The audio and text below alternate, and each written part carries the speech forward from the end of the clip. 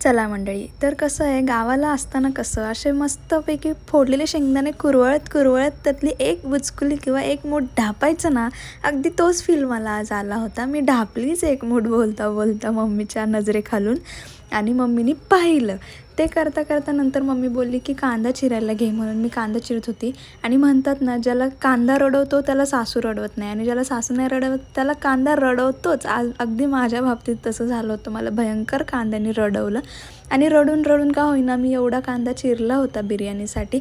आणि नंतर ना मम्मीने कांदा फोडणीला टाकून फ्राय करायला ठेवलं होतं. आणि मी म्हटलं की आज मस्त बिर्याणीचा व्हिडिओ करावं, पण काय नशिबातच नव्हतं आज माझ्या. एकीकडे बिर्याणी चालू होते आणि मला दुसरीकडे पोहे बनवायला लावले होते. असो, बिर्याणी झाल्यानंतर ना अशी काहीशी मी सगळ्यांना ताटामध्ये वाढली होती आणि मस्त बिर्याणीवरती ताव मारला. आणि तुम्हीही खा माझ्यासोबत, एकाच ताटात खाऊ आपण. चला, कसली वाट बघताय तुम्ही, पण घ्या खाऊन.